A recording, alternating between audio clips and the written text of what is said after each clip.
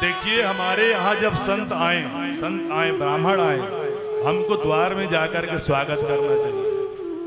ये नहीं कि बैठे हैं ब्राह्मण आ रहे हैं, संत आ रहे हैं, आएंगे भैया, कहाँ आएंगे, हमारे घर में आएंगे, ऐसी नहीं। द्वार में जाकर के यज्ञशाला के द्वार में सभी ब्राह्मणों को लेकर के गए। कहते हैं महाराज स्वागत है, महाराज आपका स्वागत है, स्वागत है। आज आपको देखकर ऐसे लग रहा है कि मेरे पितर ही तृप्त हो गए हैं। यद भवान आगतो गृहात, जो आप चलकर स्वयं मेरे घर में पधारे हैं। आवाज साफ साफ आ रहा है, थोड़ा गूंज तो नहीं रहा, आवाज साफ साफ सुनाई, समझ में आ रहा है ना? बोले आपका स्वागत है। अरे बताइए क्या चाहिए आपको? अरे यदि धन चाहते हैं तो मैं कोषागार में खड़ा कर देता हूं, जितना धन चाहिए ले जाइए। गाय चाहिए, जितना गाय कहेंगे वो भी दान करने को तैयार हूं। यदि विवाह की इच्छा हो, आप एक बार कह दीजिए कि मेरे को विवाह करना है, और आपके समान ही छोटी सी, आपके समान छोटी सी बौनी सी जो है कन्या ढूंढूंगा और आपका विवाह विधि पूर्वक कराऊंगा। कि यद्यत भटो वांछसि तत् प्रतीक्षमे त्वामर्थिनं विप्रसुतानुतर्कै गाम कांचनम गुणबद्धां मृष्टम तथा पेयमुत वा विप्रकन्या। ऐसे करके जैसे कहा, भगवान जो है प्रसन्न हो जाते हैं। वामन भगवान कहे वचस्तवैतज्जन देव सोनितम कुलोचितम धर्मयुतम संस्करम। अरे आपके वचन जो है बहुत सुंदर है, आपका व्यवहार आपके कुल के अनुसार है। जैसे आपके कुल में हुए, आपके कुल में कौन हुए? हिरण्याक्ष हिरण्यकश्यप हुए। कौन नहीं जानता? अरे हिरण्याक्ष तो पृथ्वी को ही उठा करके ले गए थे। हिरण्यकश्यप भी कम ताकतवर नहीं थे, त्रैलोक्य को विजय करके बैठे थे। उनके पुत्र हुए प्रहलाद। प्रहलाद भी भगवान के इतने बड़े भक्त थे कि खंभे में भगवान को प्रकट कर दिया। प्रहलाद के पुत्र हुए विरोचन। विरोचन ने दान इतना किया, इतना दान किया कि पूरा कोषागार खाली हो गया, लेकिन ब्राह्मणों को दान देना जो है बंद नहीं किया। उसके पुत्र बलि आप हो, आप भी कम नहीं हो। अरे बोले महाराज रहने दीजिए, जो भी होता है थोड़ा बहुत कर लेते हैं। आप बताइए आपको क्या चाहिए? आप जो कहिए मैं देने के लिए तैयार हूं, आप बोलिए तो। भगवान बोले देखो भैया, हम संतोषी ब्राह्मण हैं, ज्यादा हमको कुछ भी नहीं चाहिए।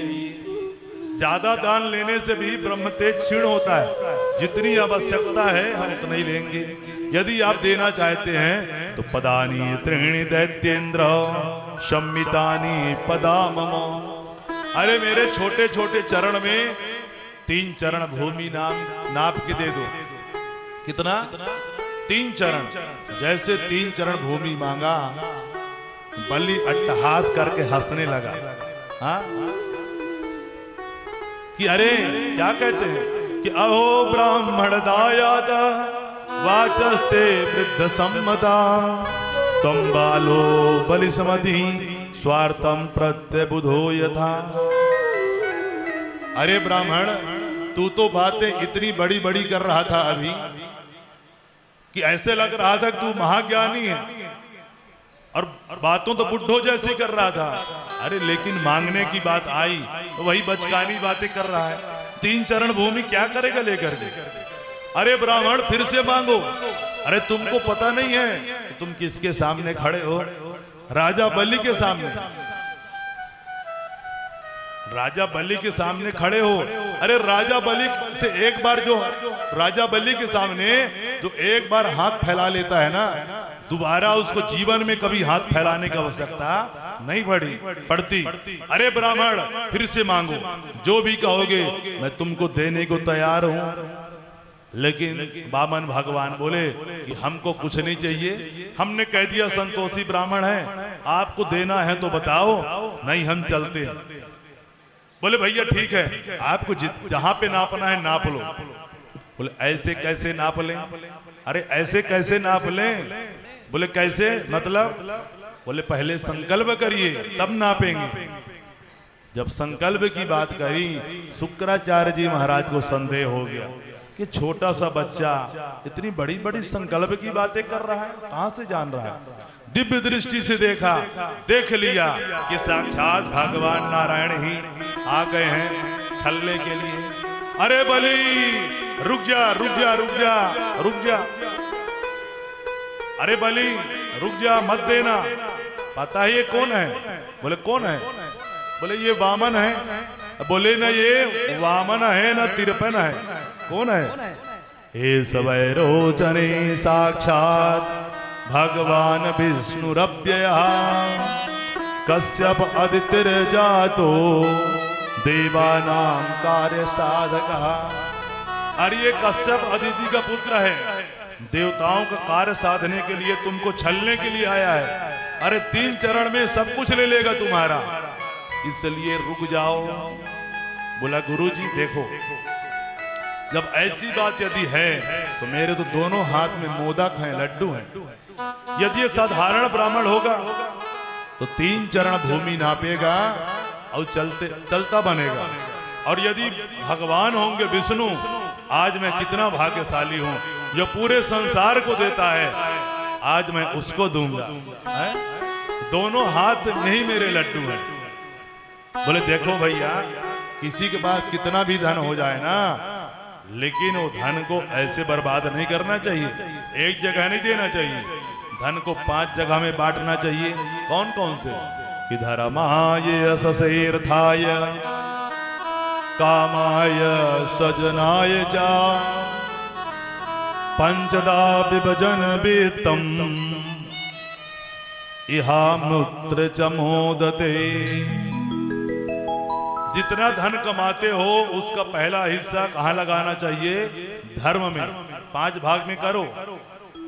1 लाख कमाते हो तो 20,000 धर्म में लगाने के लिए तैयार रहना चाहिए। या फिर घर में एक ऐसा कुछ डिब्बा बनाना चाहिए, नित्य कमाते हैं, नित्य उसमें कुछ जो है धर्म के नाम से इकट्ठे करते जाइए। क्योंकि अलग से पता नहीं महीने भर में धन खर्च हो जाए, जिसका महीने में आता है महीना में निकाल दो। फिर जहां भी आपको धर्म दिखे, भागवत कथाओं में दिखे, किसी कन्या के विवाह में दिखे, किसी दरिद्र की सेवा में दिखे, हॉस्पिटल इत्यादि में किसी मरीज को दान करने को पड़े, जहां पे लगे उसी धन से निकाला और दान कर दिया। तो पहला हिस्सा कहां खर्च करना चाहिए? धर्माय। दूसरा धर्माय, दूसरा यश से। दूसरा हिस्सा कहां खर्च करना चाहिए? यश के लिए। आपने जीवन में कुछ ऐसा करके जाइए कि आपके जाने के बाद आपका नाम चले। अरे भैया, ये हॉस्पिटल उस व्यक्ति ने बनवाया है, ये गौशाला उस व्यक्ति ने बनवाया है, ये धर्मशाला उस व्यक्ति ने बनवाया है, तो धर्मशाला में कूलर उसने दान किया है, पंखा इसने दान किया है। तो जितनी सामर्थ्यता हो उसके अनुसार कुछ ऐसा दान करके जाइए जिससे आपके जाने के बाद आपका नाम चले। दूसरा यश से। तीसरा अर्थाय। तीसरा हिस्सा धन है तो धन से धन भी कमाना चाहिए। अपना धन कमाने के लिए भी लगाओ भैया। अंग्रेजी में कहावत है मनी बिगेट्स मनी, धन से धन कमाया जाता है। तो धन से जो है भैया, धन से कमाने के लिए भी लगाइए। अर्थाय। चौथा हिस्सा कामाए, अपनी कामना के लिए। 5वां हिस्सा कामाए मतलब आपको जो उपयोग करना है भैया, खाने पीने, पहनने, ओढ़ने, घूमने, सब में उपयोग करिए। और 5वां हिस्सा स्वजनाय, अपने सगे संबंधियों पर भी खर्च करना चाहिए। और आपका भैया 1,00,000 2 लाख महीना में कमा लेते हो, आपकी बहन को जरूरत पड़ा, भैया 50,000 थोड़ा देना। और बहन जानती है भैया के पास पैसा कमी नहीं है, आपने मना कर दिया कि नहीं है, तो वही बहन आपकी दुश्मन बन जाएगी। है तो भैया जरूरत है और आपके पास है, सही काम में बहन मांग रही है, आपकी बुआ मांग रही है, या फिर आपके भाई मांग रहे हैं, तो उनको भी सहयोग जो है करना चाहिए। 5 जगह धन को ऐसे बांटना चाहिए।